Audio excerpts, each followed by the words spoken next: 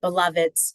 Today, we are joined by former and current members of the UCC Disability Ministries Board, and we're talking about Accessible to All, A2A, celebrating Access Sunday, and an introduction to disability theology. And we're joined again by Becca, Kim, Laura, and we have a new guest with us today, Helen. So I welcome you all to the screen. I am so very excited for the conversation. So sad that this is the last of our conversations. And so that's how my soul is today. I'm checking in with each of you. How are your souls today? Yeah, thank you, Ellie. My soul today is a little all over the place. It's Mm. been a pretty hectic and up and down sort of week. So I have been using my wax warmer lamp to light a candle, so to speak, and that my soul is trying to center around that warmth and light right now. Amen. Thank you for that. Yeah, Becca, sending. I'm going to light my candle here for you as well. Thank you. Well, this is Kim. My soul is, it's actually in a very contented, happy place right now. I've had a very busy week with my kids, and will continue. So celebrating that my son is beginning trade school to learn how to be an HVAC technician. And one of my daughters has a choir concert tonight, one of my daughters has a cheer performance tomorrow. Like, it is like I am full with all these really amazing things happening with my kids, so that's where my soul is. It's just thrilled. My soul is pretty excited today. It's I don't know, it just likes doing this webinar. I've been doing other creative work, and yeah, just going where the spirit leads me. Speaking of spirits, you may hear my cat. She's very vocal right now, so if she pops on, that's what's going on. Well, I would be too after grooming, darn it. Thank you, Laura. Thank you, Kim and Becca. Helen, how about yourself? How's your soul today? My soul is like a pile of leaves, and I am just swimming in those leaves. Sometimes I like it, sometimes I don't. But I kind of like the disorganization of it because that's where my brain is. Yes, I love the disorganization. And it sounds like, too, it's an invitation for us to start thinking about fall, perhaps. Hopefully, places in our country, all across our country, are starting to experience cooler weather. As you can see, I have my door open to allow some of that fresh Arizona air in. So, wow, y'all. I don't want to waste too much time because we have a really spirit-filled conversation today. And I really want to build on the two previous webinars that we hosted. We talked a lot last week, especially about disability justice and ableism. And so I'm curious at what tools do we have within the United Church of Christ to create greater accessibility for all? Well, I am so glad you asked. So one of the biggest things that we do with UCC Disabilities Ministries is we have a program called A2A, and it's a wonderful program. I encourage every congregation to do it, no matter how close you are to being A2A, accessible to all, because it gives you a really good opportunity to start the conversations about accessibility. So, what we have is a checklist and an audit that you will sit down with your committee or whatever group you have that will be chatting about how to become accessible to all. We recommend making sure you have folks with disabilities right there on that committee, because obviously, if we talked about the principles of disability justice last week and you were here, one of the most important pieces of this is we want to make sure that is led, like the movement is led by folks who have disabilities. And so make sure that you have that, you keep that. Thank you. Somebody, Laura in the chat said, "Nothing for us without us." Nothing about us without us is the motto of disability justice. So, and the disability rights movement. So, make sure that that's the first step to becoming accessible to all. And you will get together and work through our audit, which is several pages. I believe the PDF is about 6 pages long, and it can seem a little bit daunting at first, but it's not. If you're not sure where your church is accessibility wise, this is the best thing you can do, is to go through and look at this checklist of, it's just yes or no questions, things, that you probably have thought about, like do all the doors open completely? Are the thresholds where there's not a big hump to get over them? It needs to be no more than a ½ inch in height. Things like that are kind of the ones that we think about. Are there ramps? Is there accessible parking? The things that we really think about when we think about accessibility. But also there are pieces in this that you might not have thought about, as far as how do we as a church have a radically inclusive welcome. And so, things like, have you had regular educational opportunities for your congregation? Or like if you have articles in your newsletter or information sessions, is your pastor preaching on disability? Are there small group discussions? Are there book studies? And don't ever tell me that there's not books to read about this, because I just brought a small sampling of my stack of books on disability and the church. And you can see there's a lot of work that can be done. The stack that I held up is, I would say, probably a good 18 inches tall when I have it all sitting on my desk. So there's a lot that you can be doing that has nothing to do with capital campaigns needed to put in an elevator or anything like that. So I really encourage you as a congregation to just print this out. My church, we printed it out one day on an Access Sunday a few years ago. And I gave everybody a copy of it as they came into church. And that was my entire sermon, was having a conversation back and forth as everybody filled out yes, no on the audit to see where we are. And we had a really robust conversation instead of a sermon that day about it. So you can even make it the focal point of a day in worship. And there's a lot of scripture that you can bring in to support that if you want to have the whole service around it. And that is, we'll get into that a little bit more when we talk about what Access Sunday is. But right now, there's a lot of ways to have these conversations.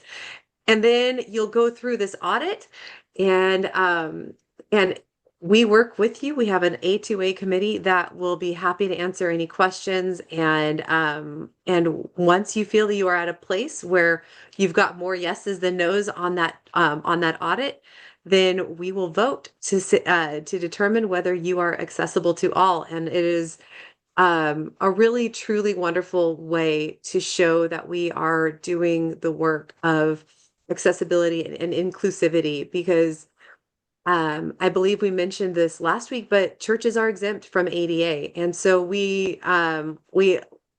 but just because we're exempt doesn't mean that we shouldn't be doing the extra work. Jesus wants us to do the extra work. I think that's pretty clear in all of the scriptures, that it's on us to do the extra work to make the kingdom of God fully open and loving the way that Jesus taught us. So it's on us to do that work. So that is my spiel about A2A. There will be time later for a Q&A. So if you have questions about Q&A, hold on to that for during that session. And but that's what I've got. The link is in the chat for A2A. And we would love to welcome new A2A churches. So, hey, that's what I've got. Yeah, and something I think about a lot is, I think especially now that I'm no longer on the board, is just how much of a resource the UCC Disabilities Ministries Board is, and how much wealth of knowledge and connection and experience there is on that board. That when churches reach out to the A2A committee, with questions about, how to make something accessible. There are so many answers waiting to be found. As kind of a taste of that, Helen, I'm wondering if you would say a word about web accessibility and disaster ministry and planning, and how those are things that churches can work on in their accessibility journey. Absolutely. I'm just going to bring in here principle number 9, because it started out saying I was like a lump of leaves. So collective access, that's really where a lot of the lived experience is. And I truly believe in the principles exist. And that's what we're doing as a church. And it shouldn't matter whether it's a law or you have to check it off.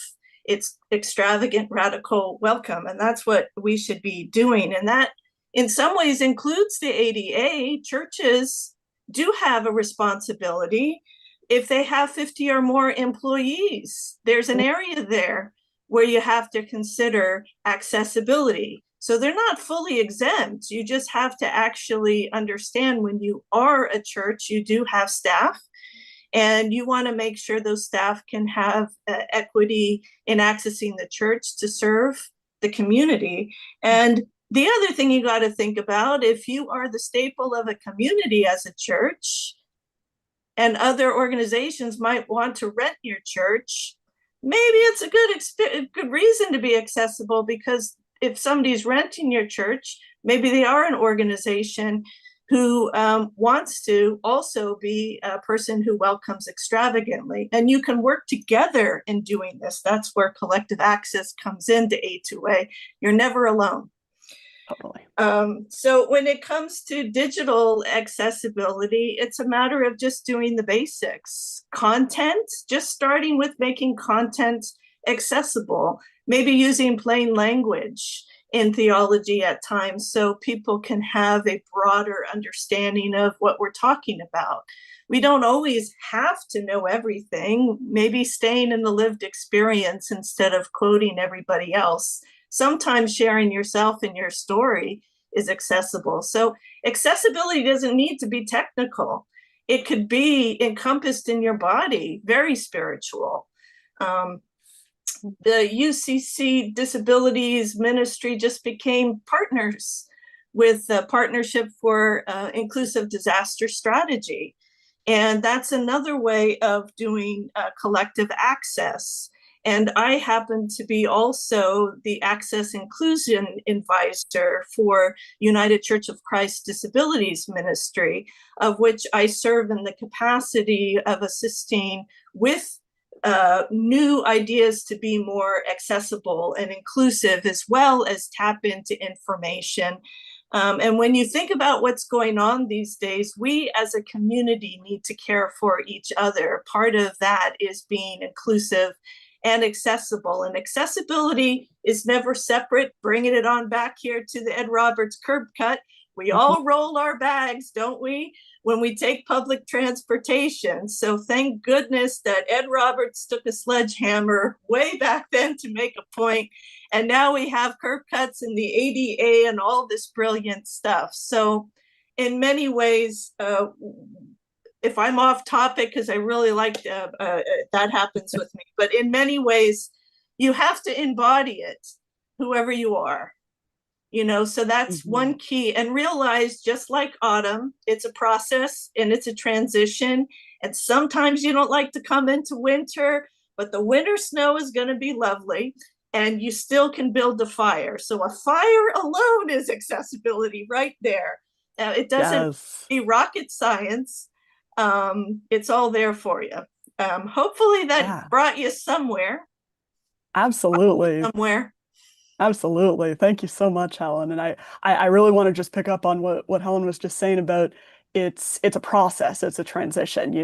When you fill out the A2A audit, you're not going to check off every single thing, and you don't have to in order to be certified as A2A.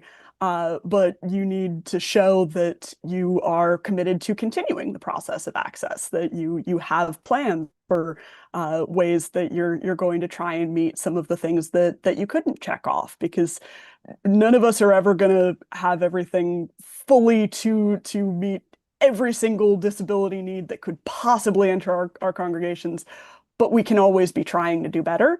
And so it's about being engaged in the process rather than striving for perfection. And I think if you're thinking about the 10 principles of disability justice while you're doing that process, that can make it all just a lot more clear and really powerful to, as Helen said, think about collective access. As Kim said, think about leadership of the most impacted.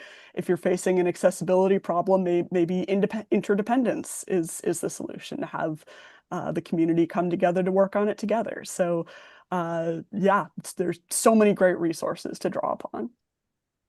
You know, I'm really curious too, real quick, if I can jump in. What does designation get you, right? So that's like kind of my first question. What does it mean to be a designated congregation? And then the second question is, does anybody outside of the congregation know that the designation happens? Like, are churches required to let the conference and our association know? And then how do they let the national know? And what, like, yeah, what does it all mean? So designation, on our end, it means that if somebody is looking to make sure that a church is A2A, they can check our website and we update that with churches once we have done the vote and the applause to welcome them in and all of that. Because you should see our board meetings when we bring in new congregations. It's very exciting. We talk about what they've done and share a little bit of their story, and then we cheer once we've all said yes, welcome in. So it's really exciting. And so it gets listed there, and that way, folks who are specifically looking for A2A congregations will see your church is on our list. Same idea as if you're looking for an O&A congregation, right? And you're looking, it'll be listed there. We have been hoping to work a little bit more closely with other organizations and within the UCC to get A2A churches listed elsewhere, like have A2A on the search function for that. So hopefully we can see that happening and get that out there in other places. We encourage the churches that become A2A to have that printed in their bulletins, to have something up on their walls or wherever, have something up for people to know when they're on their websites. Make sure that they have that they're A2A and what that means, because just like O&A, just like open and affirming, it's UCC language, and so we want to make sure that we're also explaining to folks who are not from within our own little club what all these things mean, but to have that on their website and to make sure that there's an explanation of why it's important that they became A2A. So we encourage a lot of that to happen. A lot of that's definitely up to the churches on how much or how little they promote it. And some of them have done amazing jobs. They've done videos, they put it in their newsletters, they have articles that they've written about it. So it kind of, just like everything else in the UCC, it's what fits your own local church culture to promote that. Anything else from the other folks on the panel about how we get the word out? I could tap in. Some of this is really communications. In our listing on our website, when you go there, you'll see other churches. If you have a question, why not ask another church to find out if they might have in your local area, or if you're a church farther away. You have the ability now with the A2A process. It is a process. It's not a checkoff, so that we can help each other in terms of being accessible, because there's no one size fits all when you're doing accessibility and inclusion. And we know each other enough as we work together to trust each other to share some things. It doesn't mean that you're an A2A church, that you are certified in everything accessibility. No, it means that you have made those steps to have a conversation, to call your independent living service in your area to say, hey, we're putting in a wheelchair ramp. Do you have any information for us so that we can make sure we get the right people to help us do the work? So, you can be helpful. It also means that you can actually maybe start observing more about what kinds of things around your church can you fix. Just because your water fountain is too tall doesn't mean you can't have another way to provide a wheelchair user an ability to get some water. Maybe that would be getting a water cooler that's shorter, or finding a way to make it easier for them at their heights, similar as taking a basket of napkins for drying your hands, putting them where somebody, a wheelchair user, could use it. And that benefits even people of small stature or people that need that. So if you think about the practicality of it, it doesn't have to be an elevator thought. It could actually be something that's very practical. So in conversation means you need to listen to your congregation and community. Never forget, outside the door, people, the more accessible, the more people might engage with your church.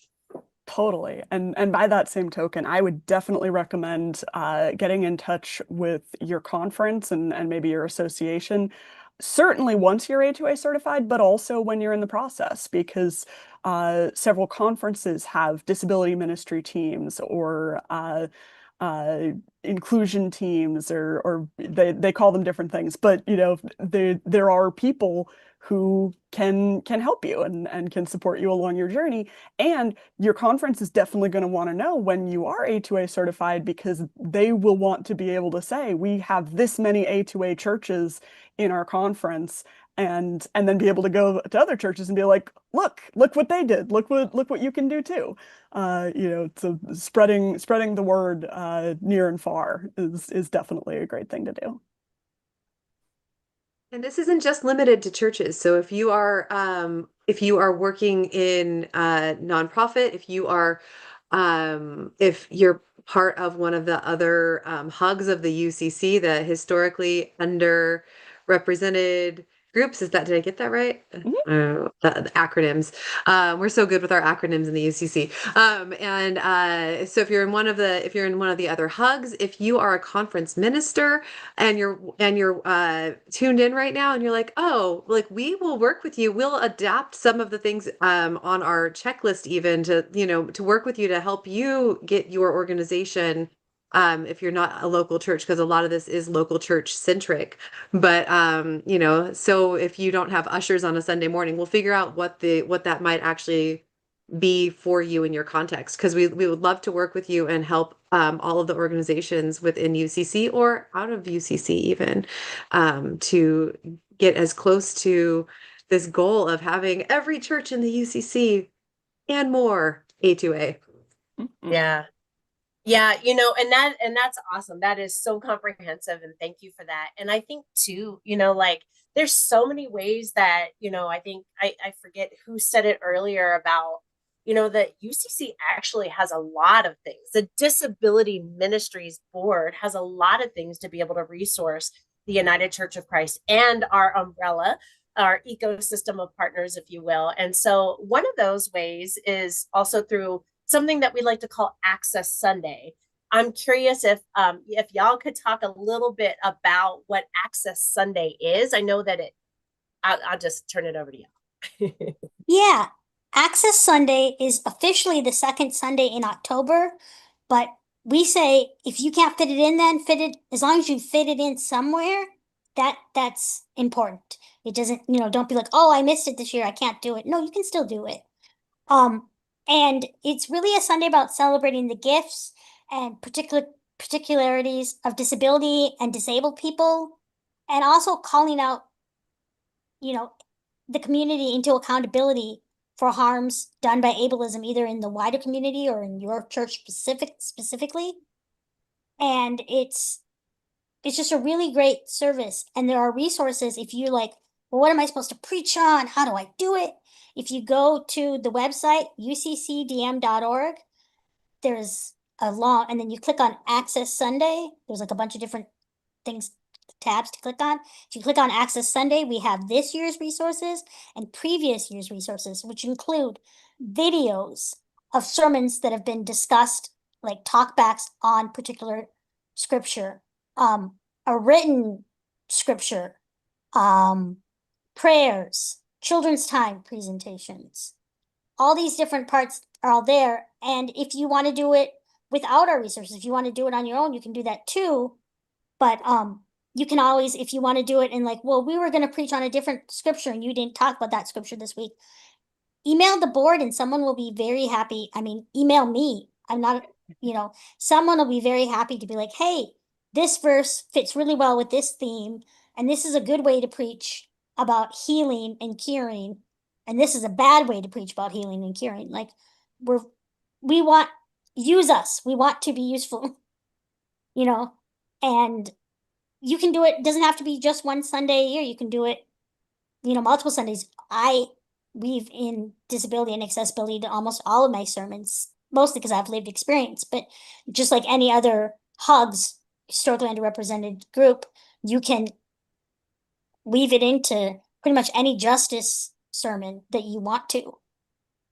I also just want to put in for a plug for the past several years, the Access Sunday resources have also included original music, and this year's song is awesome. It's called "God Needs Us to Live," and it is just such beautiful theology and beautiful music. So that's those are also resources that, because this could be a whole nother webinar, but trying to pick music for an Access Sunday can get a little tricky because there just aren't a lot. There isn't a lot of church music that speaks specifically to disability in ways that we would like to speak specifically to disability. Exactly. And there's a lot of music out there that's harmful, and so if that's tripping you up, go check out the Access Sunday resources. There's original music, there's hymn recommendations, there's all of these beautiful things. And I'm going to be using, I am really, and that's okay, Jane, you'll definitely watch the video later, that chat.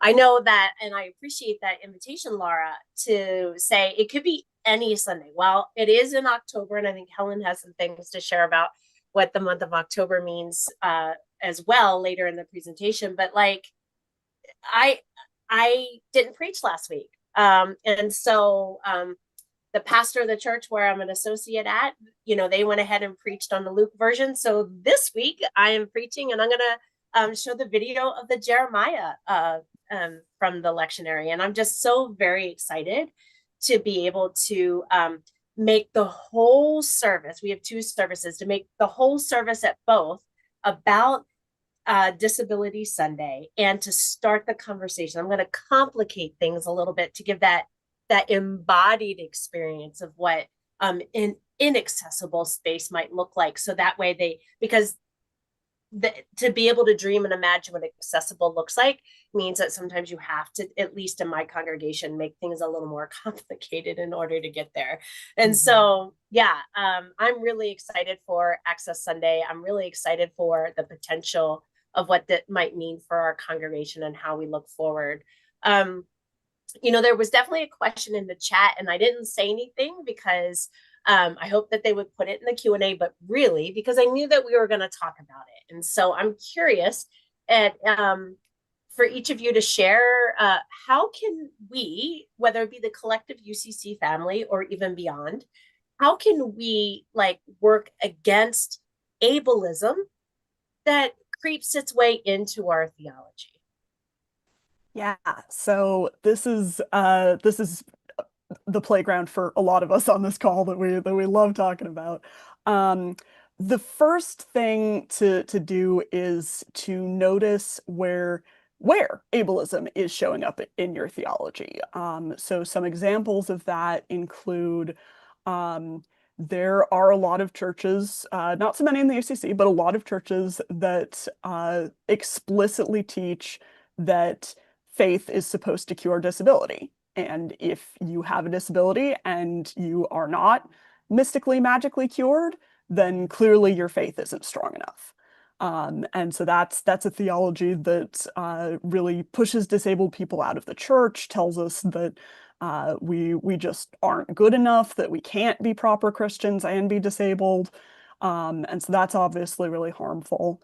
One that I see more commonly in UCC churches is really taking disabilities and spiritualizing them. So, when we preach on texts about Jesus healing blind people, the sermon will be about how we all are spiritually blind. We have things that we just refuse to see, and we need God to open our eyes to help us to realize the things that we just can't realize on our own. And while there are certainly ways in which like that message, that lesson about refusal to acknowledge things that are true and our need for God, while that's a good message, specifically using blindness as a metaphor in order to talk about that really leaves a lot of blind people, myself included, feeling like, okay, so we're taking my embodied experience and now making it about non-disabled people. And even more so, we're taking my embodied experience and talking about it in a way that does not actually relate to my embodied experience, because blind people do not choose not to see things. We just don't. And so this sense of refusal to acknowledge the truth, that has absolutely nothing to do with blindness. And so being very aware when you're preaching about especially the healing stories, but using disability as metaphor. And then I would say the other main theological dilemma that I see churches getting into is just not talking about disability at all. Just having this sense that disability is not theologically relevant, that there is not a way to bring it into conversation with what we believe. And that when people don't know how to do that, that makes a lot of sense. But that silence can also leave disabled people feeling like our experiences as disabled folks don't have anything to do with our identity as Christians or as people of faith. And so we enter disability theology. So disability theology is this really amazing discipline of theology, kind of the mother of it that a lot of us look to is a theologian named Nancy Eastland, who wrote a book called The Disabled God, Towards a Liberatory Theology of Disability. And central to her understanding of disability theology is reading God and Jesus as disabled, and reading them as understanding what it is to be disabled, and therefore to be just so extremely empathetic towards and championing for access and liberation for disabled people. And so, one way that we sometimes think about this is remembering Genesis 1:27, that we are all made in the image of God. And so if that's true, then does that mean that disabled people that that for many of us are disabilities could be part of the image of God? And what does that mean about God? If I'm imagining, if I'm praying to a God that is blind, what does that do to my relationship with God, to my understanding of how God works in the world? It's very exciting. And I would say that a really key point of disability theology is to say that disabled people and our body minds are good, that they are holy, that there is nothing that needs to be fixed about us. Individual disabled people have have diverse relationships with our bodies. Some of us do want cure or healing, or want our embodiment to be different at some point. Some of us experience pain from our disabilities, but saying that we might take a different embodiment were it offered is different from our society or our theology telling us that how we are is inherently wrong or bad. And so it becomes really powerful to have a theology that says, no, we are good and holy as we are enough, we are beloved. And one of the texts that we draw on strongly for that is Psalm 139, that says, I praise you, for I am fearfully and wonderfully made. And that's something that you will hear disabled people talking about a lot is the fearfulness and wonderfulness of our disabled body minds. Anyone else have other things to add on this? This is one of those I could talk on this for 3 hours things, but I will stop there. This is Helen, and I absolutely love what you have to say and about the theology. And it's embracing the lived experience of that. It's congregations also, envision calling people to ministry to serve your church. They should be on the altar, on the chancel. They should be telling sermons. So, like Access Sunday is a start for us to do that as a church. To start to realize that we need to embody our body minds, not disassociate from ourselves in terms of that for fear. Embrace your fear. I think that's, embrace your fear and having a community of support, that sort of principles of accessibility. That's your first point if you want to be an accessible church. You have a whole church, a congregation to get involved with what they can do to help each other. And that includes congregation members with disabilities. They should not be excluded from that conversation. They are not there to be helped. They are there to teach you, to inform you. The language guide that we talked about earlier, I think that was in part 1, disability language guide would be a really good resource to use in your church to get comfortable because we are going to make mistakes. One of a wonderful mistake here is it's October, Disability Awareness Month.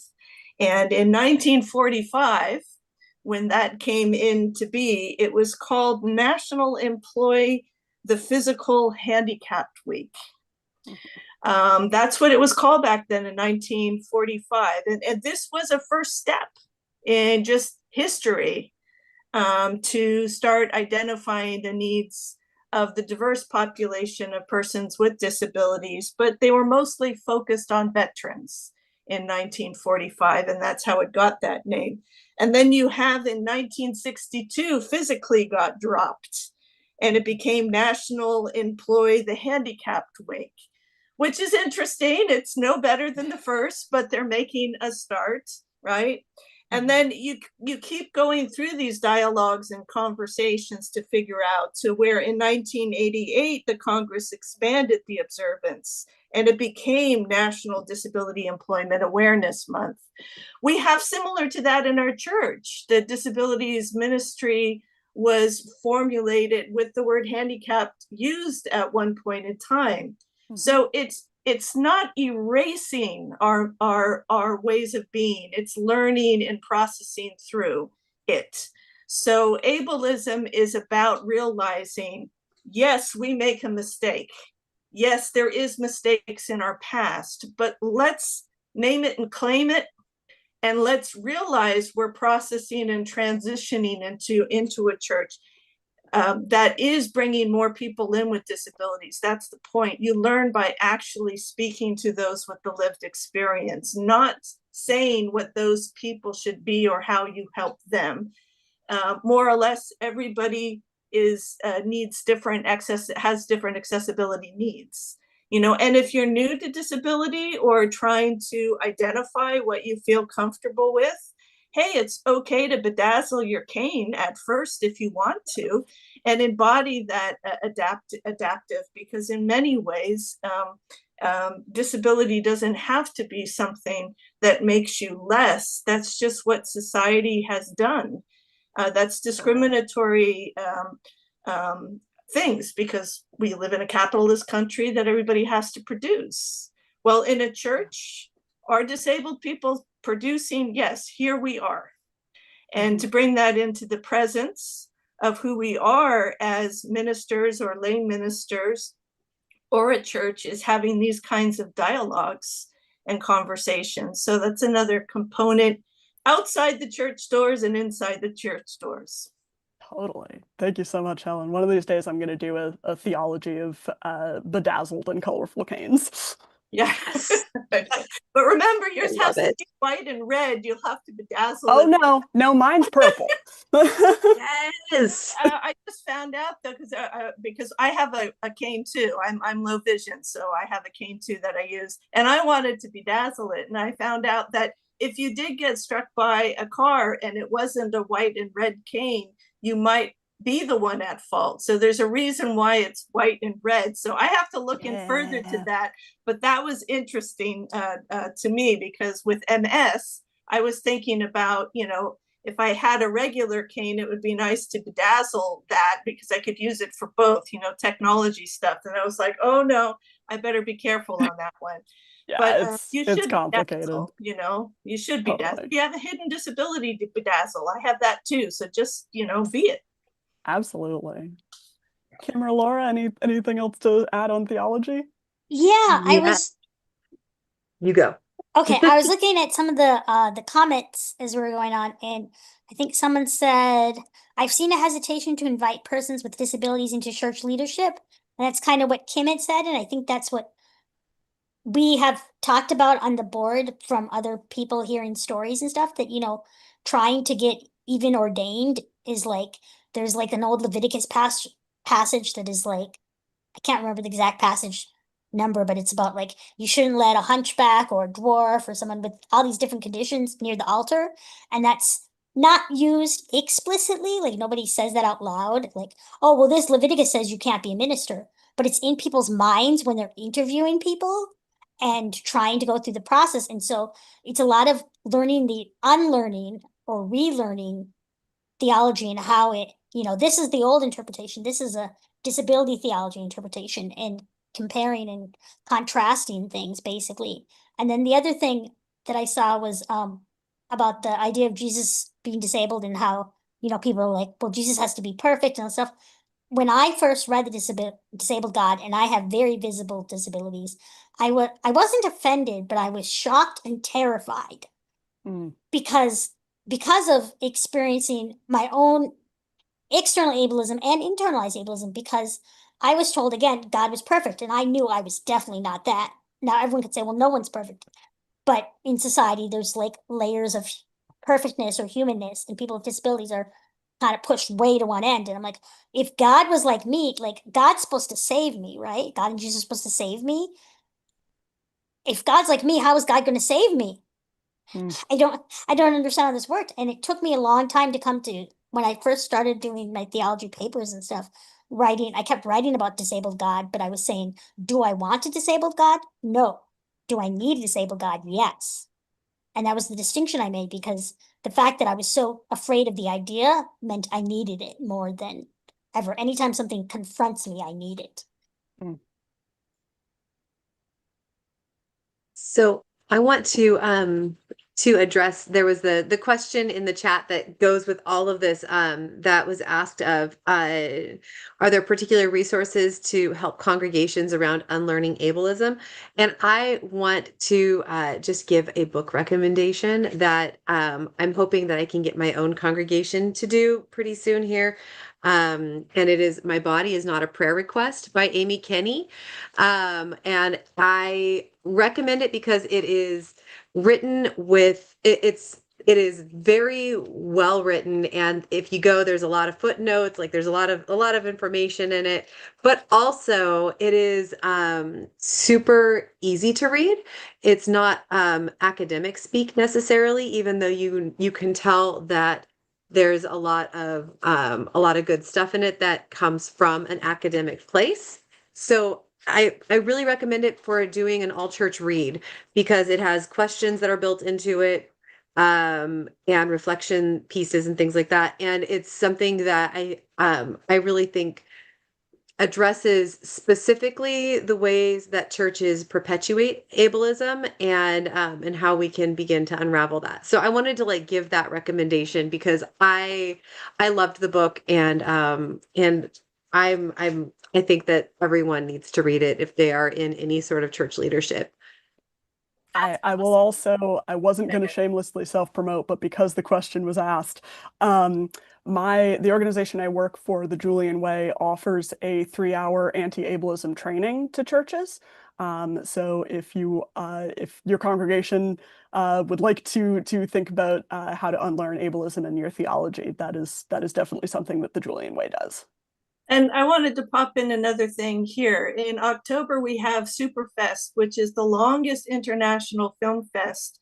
And you can actually sign up and register for free to see some of these films. Some of it is just seeing the lived experiences of people and the storytelling of the community. And this particular Superfest, I have a heart base with, because I used to do their PR back in the day, of helping them when I was working in public broadcasting. With that being said, it's used to be part of the Longmore Center. Now it's part of the Disability Cultural Center, which has a connection to the principles that we've been talking about. And hopefully we can put the information in the chat, but I highly recommend this experience for anyone in the community or whatnot, just to get a taste of the stories of filmmakers with disabilities and actors with disabilities. And yes, it's cheeky, it's funny, it might rub you the wrong way and go, oh, but those are all the things that you should feel. And if feel free to laugh at things, because people make fun of their disabilities who have disabilities. So it kind of helps you to understand your own feelings around ableism in many ways, even as a disabled person. I learn a lot from the films, and I'll stop there. That's awesome. And I invite you all to hang on for about another 10 or 15 minutes, because we have some really important questions in the chat that I'd like to get to. I'm going to combine two of them before I move on to another question. And thank you, Becca and Kim and Laura and Helen, for your attentiveness to the chat and the questions today. The first one that I'm combining is, do you consider the WISE designation as being related to disability justice? And then the second question is, once certified, what is the check back, that ongoing process to assure that these changes are understood as a part of that ongoing, that iterative process, rather than being a one and done? This is me. I'll take the WISE one. Of course, it's got a relationship to the accessible to all. People with disabilities have mental health conditions, as well as mental health conditions are a disability, including alcoholism and substance abuse. So it's really important that, think about the different things your congregation can be working to and on to be that extravagant welcome. And they both are similar, but there are specifics. So it's important also to honor the specifics of the community behind creating what the process you're going through. And I'm sure all processes and all these certifications, again, it is not a checkbox. It's a process to learn from, and it is going to be uncomfortable, and it is going to be a wonderful experience at the same time. You just sort of have to allow for that as you go through. But yes, WISE is important. So is ONA. That's important too. So there we go. And Kim, I'm wondering if you have thoughts on the follow-up, because I'm not currently on the Disabilities Ministries board. I know that it has always been a goal to follow up with churches to see how their A2A processes are going, even after certification. There's always so many things to do and not enough people to do it, but I'm pretty sure that the board would love to hear from churches if they have updates and things to share.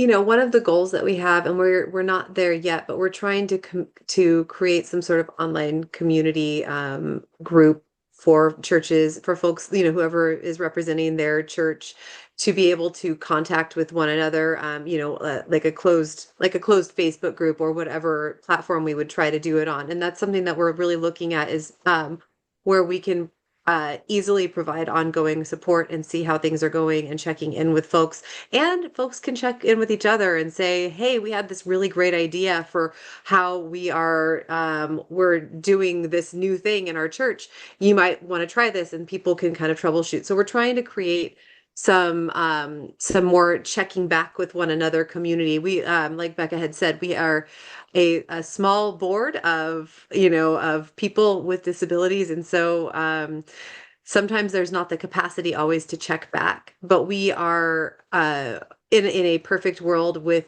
lots of people helping, and you don't have to become a full board member to join one of our committees. You can be part of it, and here I am giving the plug for it again. You can be a member at large and join us in this work. So if whoever asked the question about that, if you want to be part of checking in with churches and see how they're doing and what support they need and what exciting new things, we could definitely use more folks to be doing that work, because like I said, there's that we're a small board, and everybody's got their amount of spoons available and their energy limits and everything. And so whatever help we can get, we are always excited to expand the table and bring more people in.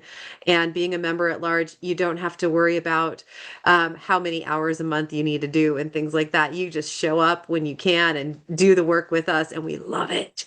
So. I love that. Thank you. And I loved how you plugged getting more people on the board, which is awesome. Another question that came in is, and we touched a little bit on it last week, so I invite you all, if this is your first one that you've participated in this 3-part series, visit our link. We would be more than happy to invite you to listen to the other 2. Someone did ask before I asked that one, how can we join the board not as a full member, but to follow up with churches and the A2A and disability work? Nice. Right. Well, whoever you are, get in touch with us. We have a very happy seat at the table for you. But yeah, we do have that opportunity to be a member at large, and you can choose to be in, you're only in one committee. We have some folks who show up just for disability theology, is the one that we have a lot of members at large who are like, oh yeah, that's the work we want to do.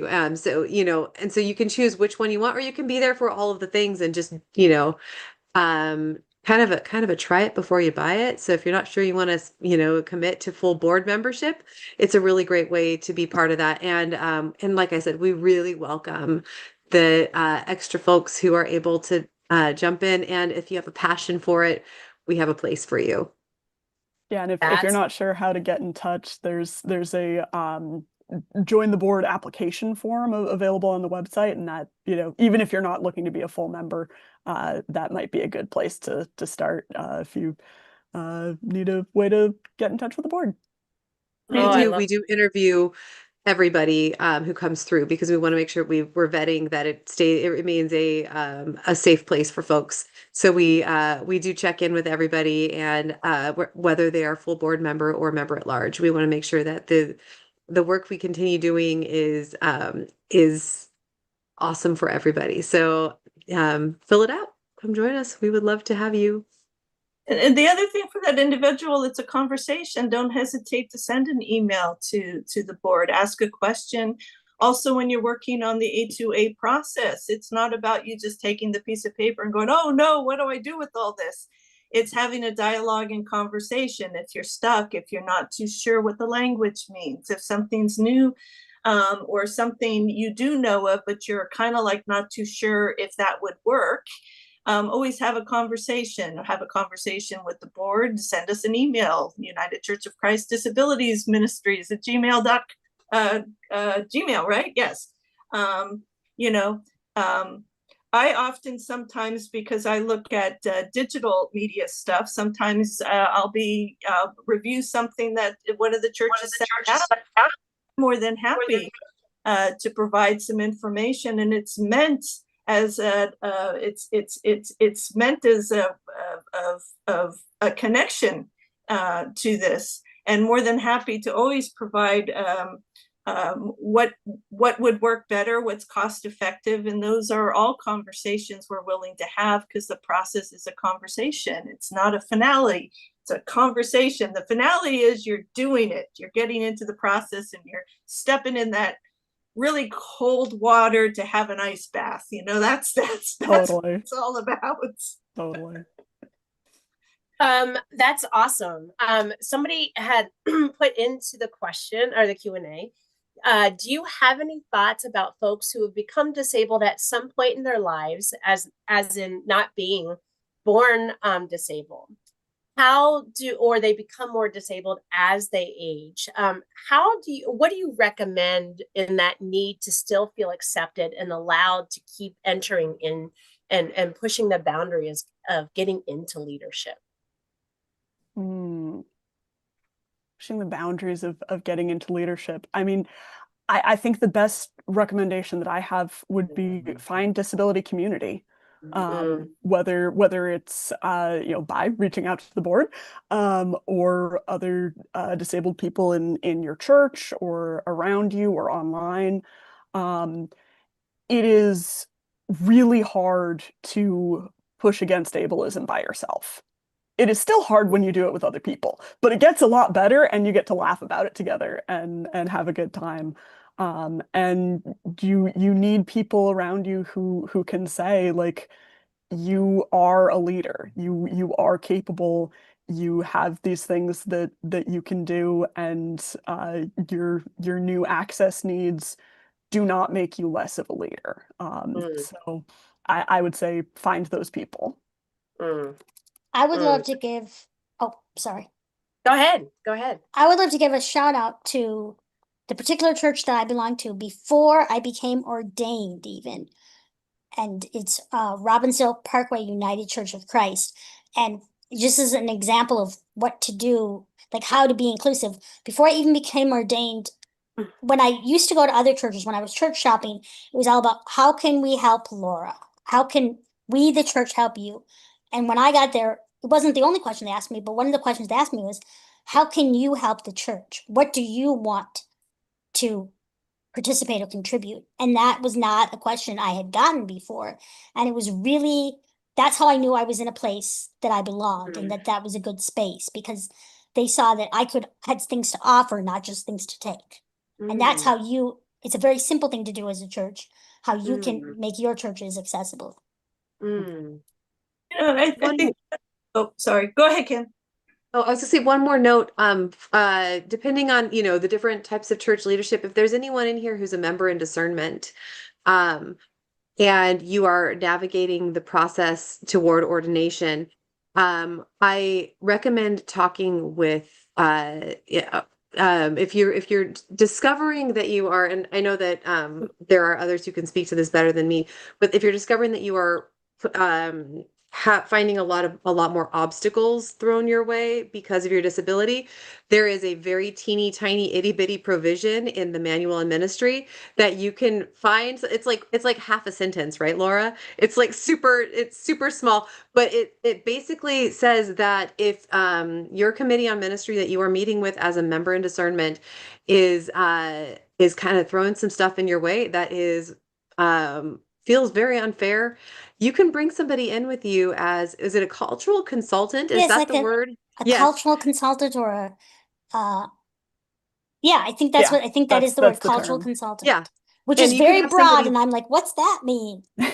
And it means if you are of any culture, including disabled culture, you can have another disabled minister, or if you were an African American person, minister, some minister of that culture to come in and help navigate with you, so you're not trying to join a board and defend yourself at the same time. And literally they can come talk to your committee on ministry or your pastors or whoever it is that you're having trouble with. Your cultural consultant can come talk to those people with you and say, like, look, this I'm feeling like this is because of disability, and they can say things that you might not feel comfortable or safe saying. I was going to loop back to the people new to disability, and then people as we age, we become persons with disabilities. And I know, and this is coming from disability culture area, we've always said anyone at any time can be a person with a disability. The reasons why we've said that in society is because most of the accessibility that's out there I've talked about a curb cut in the beginning, is being utilized. It's inclusive, it's sustainable, it's environmental, it's actually tools that enhance everybody's daily lives. And usually it's persons with disabilities that are the ones that are creating that. And if I come into digital, there's a reason why we can speak to Siri. There's a reason why those stem from accessibility technologies. And most of all of us in the disability community were testers at some point of this. So being new to disability, utilize what's there and be proud about it. Be proud that you're using a cane. Be proud of the adaptations that you're utilizing. You might have different feelings at first. Embrace those feelings. Don't deny them, but find yourself in them, of who you are as somebody who utilizes an adaptation, or somebody who utilizes a medication, or somebody who utilizes new diets, and try it out and be kind to yourself. You know, the community is here. We are among you. And not everybody looks like a person with a disability. We are among you. And what I think our churches should have more ministers that are ordained with disabilities. This is actually a practice. It is something that it is pastoral care. It's not something that anyone can do. There's certain people that have the ability to actually help people that are new to disability in our community, and that should be pastoral care, a component of it. And that goes into all our life cycle. I know for me, I know it's important that it's part of ordainment, because I am, besides many of my friends who have passed that have been, mentors to me, who have been in assistive care, who are low income, who had to make some very difficult decisions and asked for me, because I'm a lay minister and I'm open to however you want to practice. And many people are new, coming back to church at that time in their life. And many people that I sit with are LGBTQ plus people that often feel isolated. There's no ombudsmans now in these assistive care. The people that are doing that work are the advocates like me. So it's something to be thought of, to understand what society does intentionally and not intentional, in regards to allowing people to live their lives to the fullest. So in pastoral care areas, these moments in time together are important. And because I'm here because of those mentors, the support is still needed for them to live their best life, even in end of life. Absolutely. Yeah, thank you. And I hear that embodiment of the support needed in your voice, in each of your voices. So thank you very much for that. You know, it goes back to what we said earlier, which is we never do this alone. What do? We're better together, right? Yeah. You know, it's for all of us. So another question came through, and this has kind of come about each of our webinars so far, right? In different ways, but someone says, why focus on access versus disability? So I would say let's focus on both. You know, I think perhaps the naming of these things, Access Sunday, accessible to all, there may have been some thinking at the time that these things were named, that you know, let's talk about access instead of talking about disability. But I would say, why not both? You know, and if you want to call it Disability Sunday, please do. I sometimes do. You know, because I do think we talked in the first webinar about disability not being a dirty word, and we need to not be afraid to say it. But I think access is also a beautiful word, because disability describes a complex set of realities, right? Embodied experiences of joy and of hardship. And access describes what we're looking. Accessibility, accessible to all, describes a world that we're striving for. So I think we need both. I mean, to me, the word access is more inclusive. Even in the disability community, we have had our struggles with access to diverse communities, to the LGBTQ plus community. So with that being said, access to all, or Access Sunday, sort of brings up, I think, what should be a more complex dialogue in all this, because we should be more considerate to everybody's particular needs. Access Sunday is a way for you to assess your own needs in church. I mean, many people love large print bulletins once they get one, especially us folks over 50, right?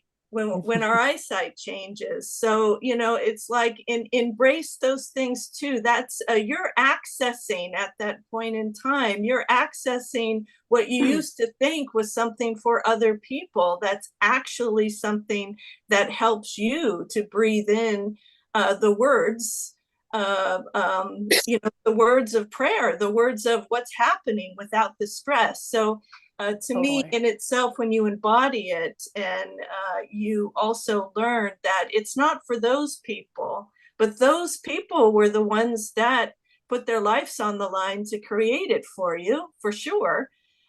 So you might want to take in realizing what the gifts of the diverse population of persons with disabilities and those who use access have provided you. Maybe that's the healing modality Jesus was talking about.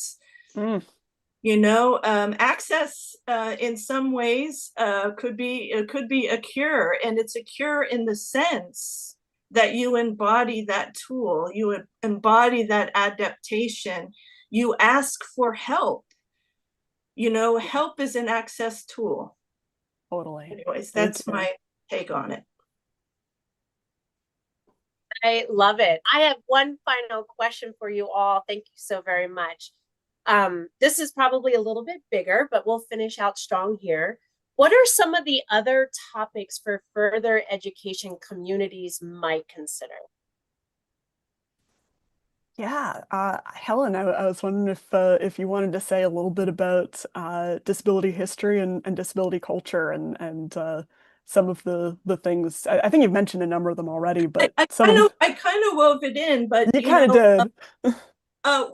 One thing you can look into and access is there's a timeline of disability history. Offhand, it's somewhere in Pennsylvania, but it's online. I can provide those afterwards. There's different timelines. The American Bar Association has a timeline of disability. When you read the different laws and whatnot, what you'll discover is there is language change. That's what I was hitting on, language change throughout. Other resources is, if you haven't noticed, our entertainment business is hiring more people with disabilities as actors. We have more accessibility in play when you go to a sports venue. I mean, there's tons of things you can go to. Go to the Paralympics. It's the wonder. That's what I'm going to do when it comes close to LA. And really get a sense of the sports. It's not sports different. Boy, howdy. Goal ball, I'm low vision. It is hard to play.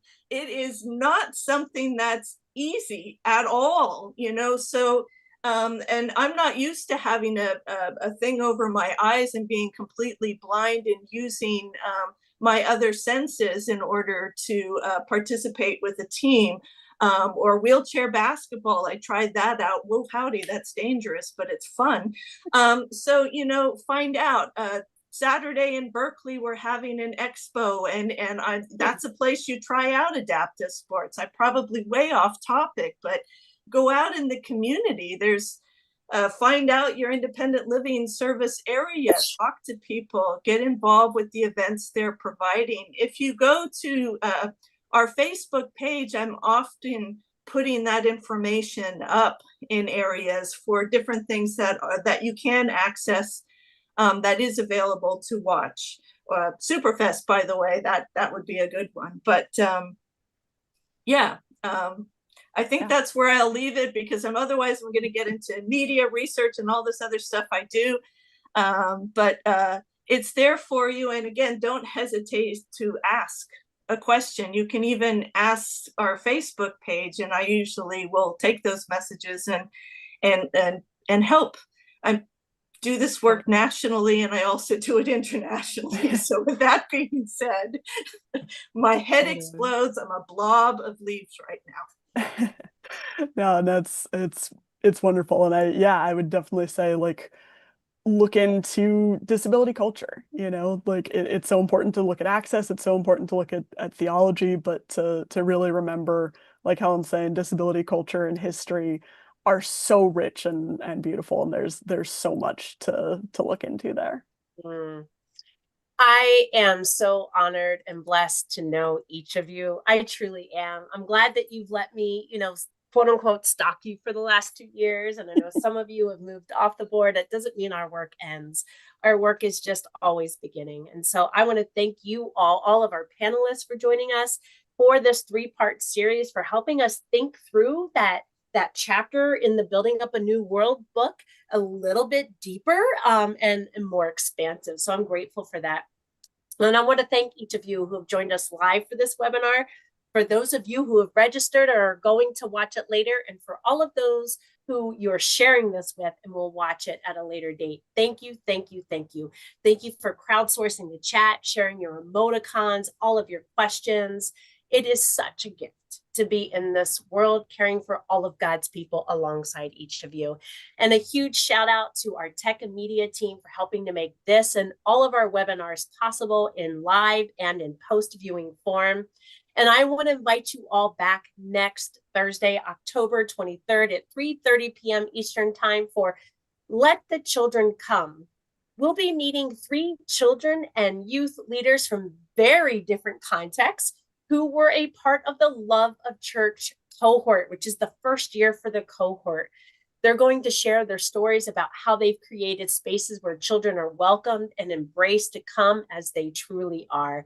And so, beloveds, I would love to turn it over to you, Becca, to take us out with a benediction that I believe was written by Helen. It was indeed. So thank you so much, Helen. And I'll just extend one more thank you to you, Ellie. 10 out of 10 would be stalked by again. So, so friends, this is our benediction this afternoon. A blessing, a doorway that is wide. May you be a doorway that is wide, not just open, but intentional, not just accessible, but alive with welcome. May your threshold honor every body mind, shaped by the wisdom of Christ, who healed without precondition, who taught without fear, who touched without fear, who made room at every table long before access was law. May your hinges turn with humility, your frame be held by covenant, and your welcome stretch beyond the sanctuary into the policy, into practice, into the everyday sacred. Like autumn leaves, may you release what no longer serves, theologies that wound, assumptions that narrow, habits that exclude. And may you gather what is good, the leadership of the most impacted, the joy of interdependence, the beauty of every form of life. May your community be a canopy of care, rooted in justice, nourished by grace, and always growing toward a church that is truly accessible to all. Amen.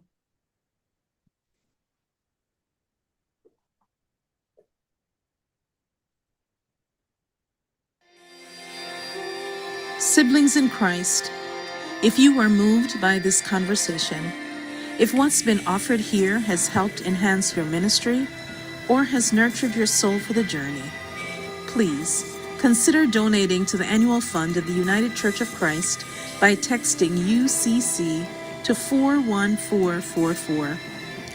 Your support will help to provide programs like this, which are an essential part of our ministries in the United Church of Christ. Thank you for your support.